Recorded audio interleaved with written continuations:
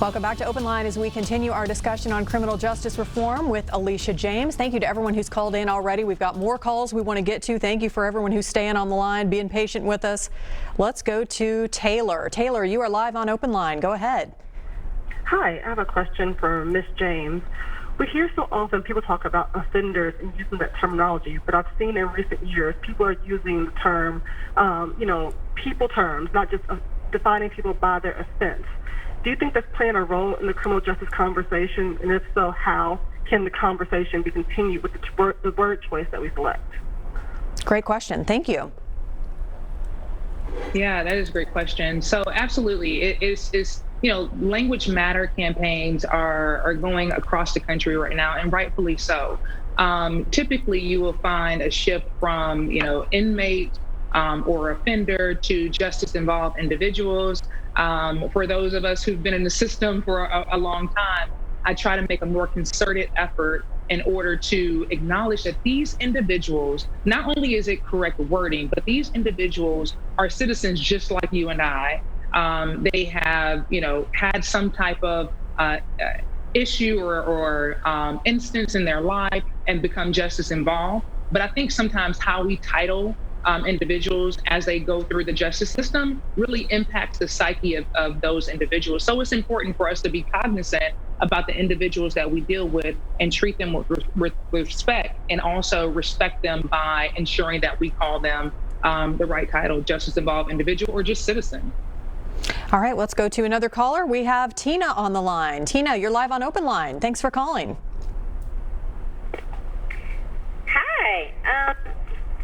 So from just tuning in and being able to hear some of the comments and some of the questions that has been asked, there was something that Ms. James said that stood out the most about reforming criminal justice. Is the resources. I have prior experience within Tennessee Department of Correction as well as a probation officer, and I can say from experience that the resources, to me, is the first start. It does need to be revamped. There needs to be more inclusive resources to help these people coming out of the prison system, those coming out of the jail, those who are coming off of parole. They need more. I believe that if this occurs, we will see the numbers lessen down. We'll see more people being more cooperative and being more understanding with the system as how it is designed to work. But overall, I do believe that improvement starts by listening to those that are involved in law enforcement agencies first. If you take the time to listen to the concerns, listen to the problem areas and where they see where we're failing or we have failed those that are re-entering society, to see what those people need, I think that will contribute to the change. That is the biggest issue, is really making sure that we have a system that is designed, that works, to fit these people that are coming out of these systems. They need more resources, more benefits to help them. So overall, I agree wholeheartedly with Ms. James on the resources.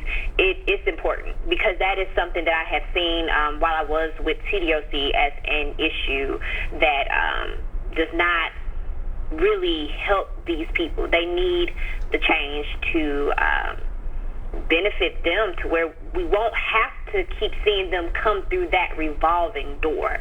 I think that is the biggest overall problem. But I think maybe revamping even the probation parole system itself, the rules.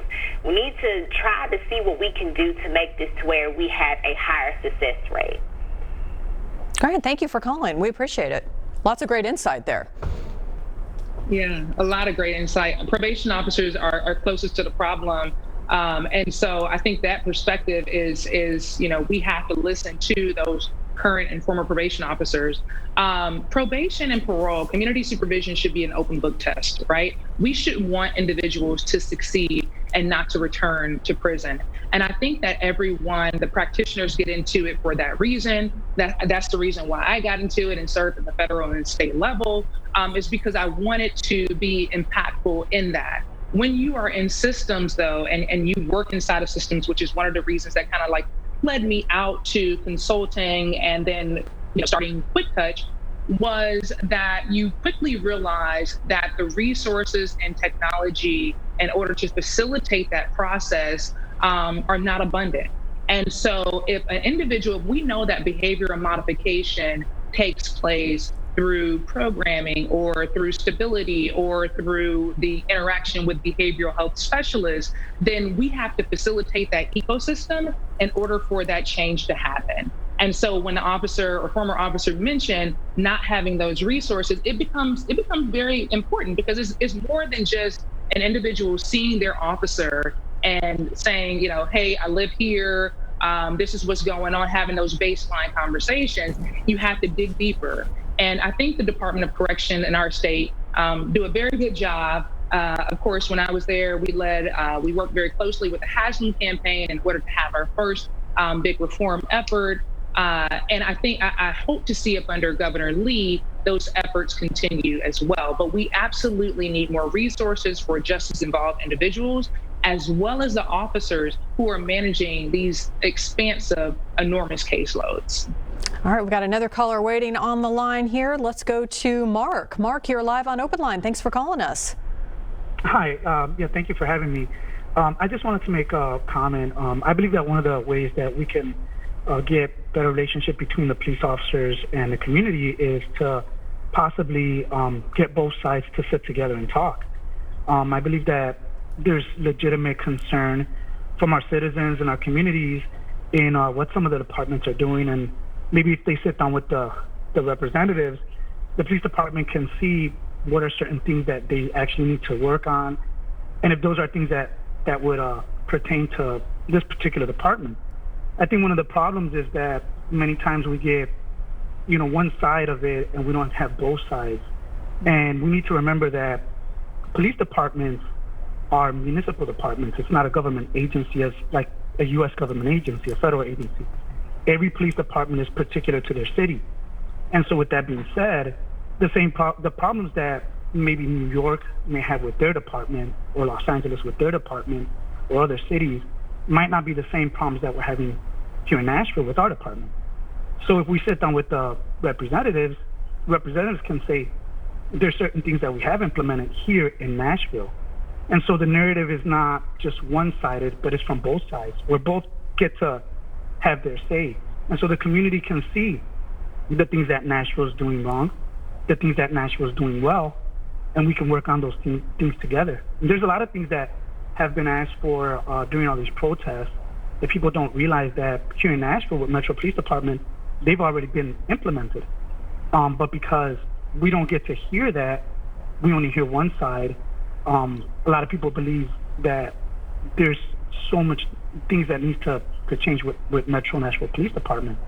But I believe it's important that Metro Nashville Police Department also sits down with the representatives from the communities, and they're able to look at themselves and say, okay, we understand that we need to get better at certain things. What is it that our community is asking for? And maybe those are things that we actually do need to change. And that's just my opinion. Yeah, thank you so much for calling. All good points, Mark. Thank you so much. And again, it's a tricky process as we try to build the bridge between police and the community. Mm-hmm. Absolutely. He brings up a lot of good points. Again, as I said earlier, MNPD has been really good about going to the community and having conversations. I think what we would expect as citizens now is formidable action. So action where individuals can see the progress being made, or the different metrics when it's set, and the strategic vision of the leadership and the police department, regardless of whatever that may look like. That could look like an increase in community collaborations. That could look like an increase in community engagements. Whatever those metrics are, in order for us to feel comfortable as citizens that the police department is moving forward, I think that's what the police department should be focused on in regards to that. But again, it takes time, it takes effort. As we mentioned before, it takes community effort too, sitting down and not only having the conversation, but in the follow-up and the after and the continuation of revisiting tough conversations, regardless of whatever that topic is. Do you think the marches and rallies that we've seen recently have helped put these issues in the spotlight and helped prompt change? Absolutely, without a doubt. I have no problem. Like, again, I wholeheartedly support my police department and here in Nashville. But I also feel that people should have the right to express themselves in a peaceful manner. I don't agree with the looting and the burning of the courthouse, but I think that that unrest, that position of feeling like you're unheard and your voice does not matter.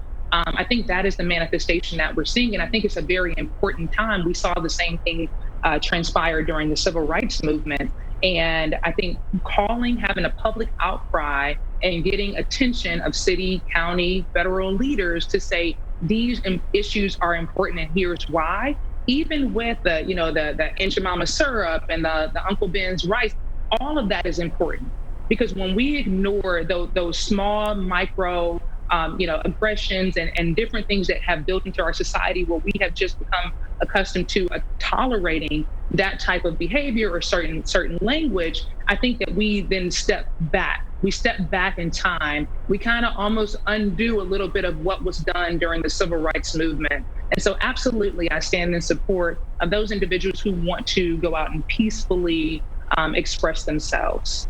What is kind of going on as a former police officer? You may have a little more insight on this. What's kind of going on the department side during these protests? Are they listening? Are they kind of taking notes? Obviously, changes can't be made overnight. What kind of process do they have to then go through, even if they listen and they say, yes, good idea, it's not going to happen tomorrow? What do they have to do to kind of make those changes happen on their end?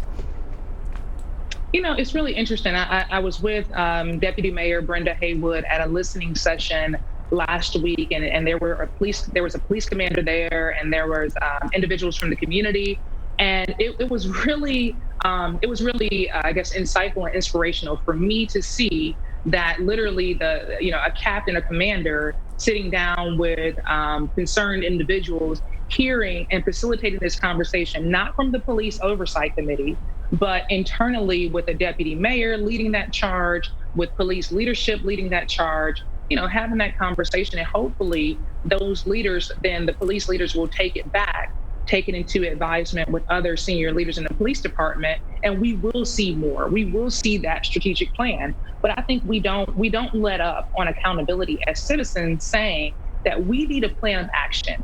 It's okay. It's great for you to come listen to us.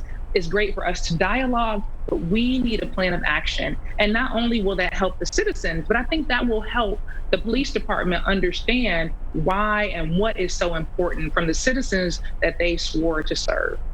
All right, we're going to take another short break. We'll be back with more with Alisha on Open Line next. Stay with us.